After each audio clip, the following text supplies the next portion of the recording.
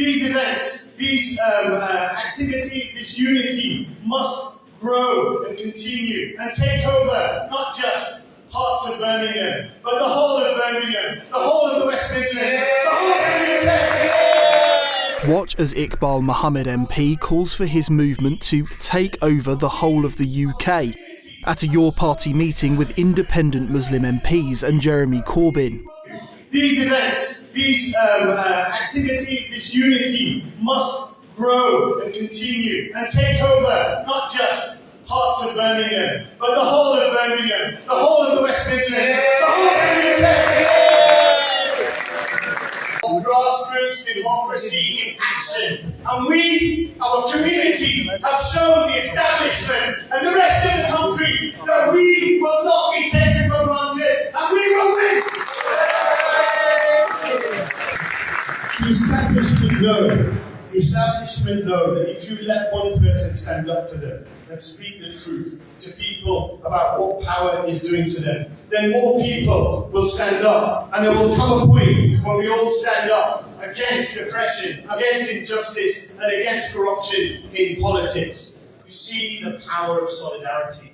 You see the power of solidarity, the power of all of us together. Individually, we may feel helpless, lonely, often frightened. Together, nothing can stop us. No tyrant can rule us. No party, government, or dictator can demand from us subservience.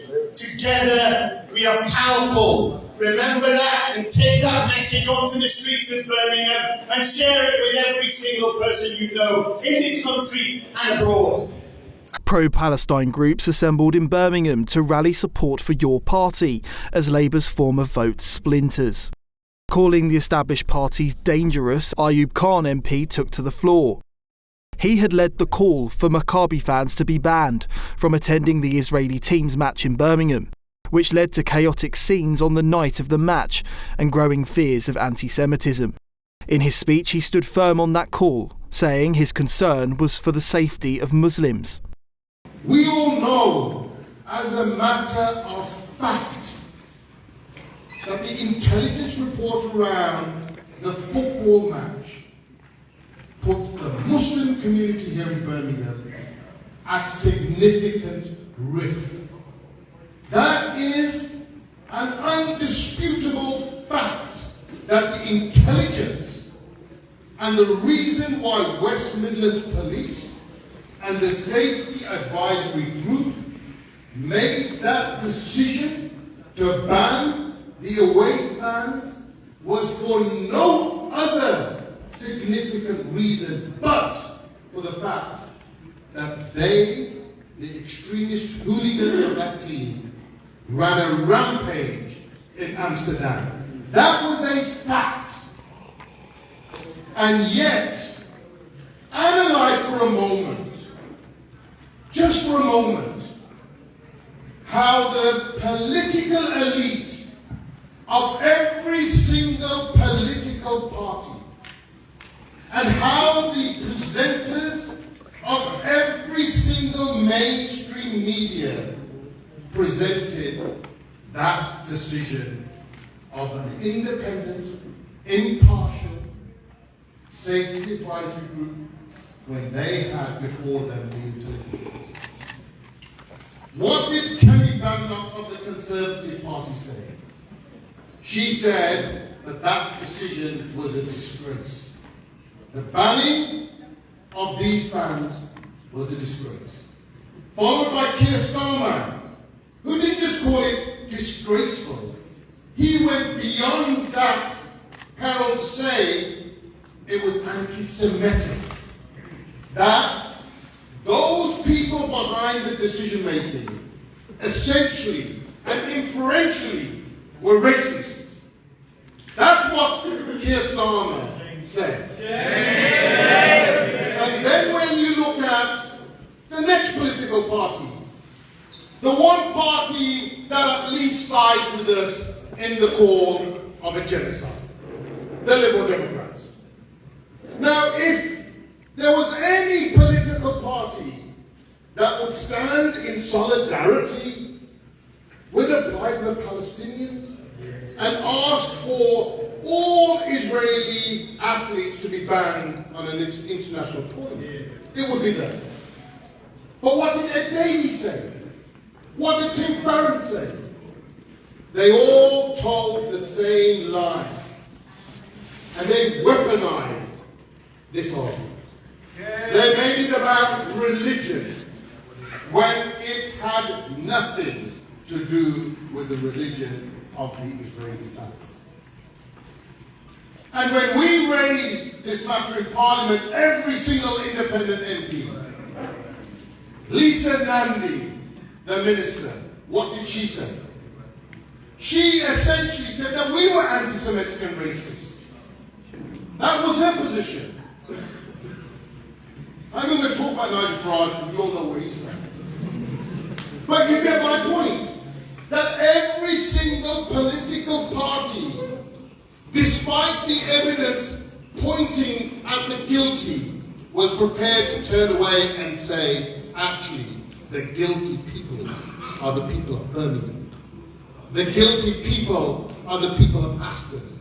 They were prepared to sell each and every one of us out just to suit the narrative which they spun. That's how dangerous politics have become.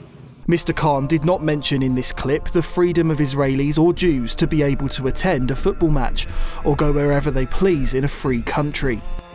Blackburn's Adnan Hussein MP said the independent MPs were building Your Party as an honest movement for the future of Britain, flanked by Palestine flags as Jeremy Corbyn sat behind, clapping. Your party will be a home for that new politics, where unity doesn't mean uniformity, where independence is truly respected, where every voice from every community carries weight. We are building not just a party, we are building a movement. We are building an honest, hopeful and human movement. And together, we will show that the future of Britain lies not in the corridors of Westminster, but it lies in the heart of our communities, in the hands of the people, in your hands, in those hands of those people worried about their housing, with our younger and future generations. We will stand with our elders and we will be there for every part of our community. Thank you.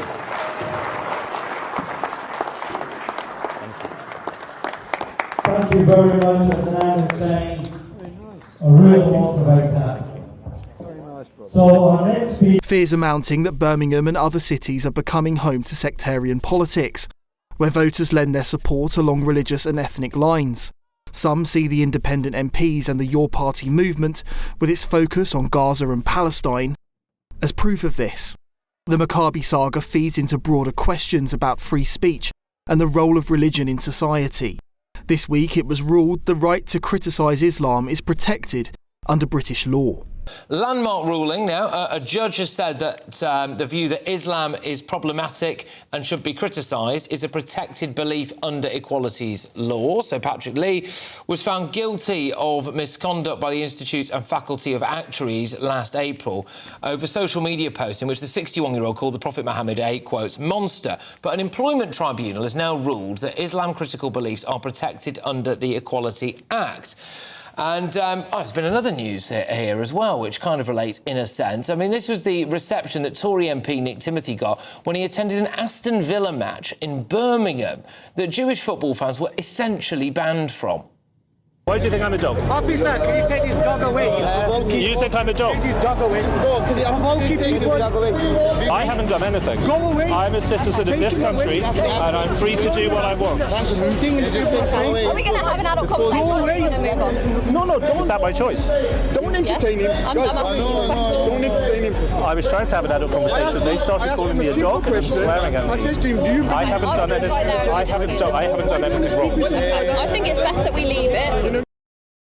Well, I'm very pleased to be joined now by the Tory MP and Opposition Assistant Whip. It's Nick Timothy. Thank you very much. Tremendous to have you on the show. Thanks for having me. So, OK, let's deal with that clip first and foremost then. So, from what I saw anyway, you were basically called a dog by the Pro-Palestine Brigade. They then urged a female police officer to remove this dog, and then she appeared to take their side. Worrying stuff. Yeah, so, I mean, to put it into context, this was a football match between Aston Villa and Maccabi Tel Aviv from Israel. The local politicians and Islamist activists campaigned very nastily to try to get the match itself cancelled. The match went ahead, but the local authorities, the police and Birmingham City Council, conspired to stop the Israeli supporters from attending. They said it was because there's a hooliganism problem among the Israeli supporters, but we all know that actually it was because they were concerned about clashes with local activists from within the Muslim population.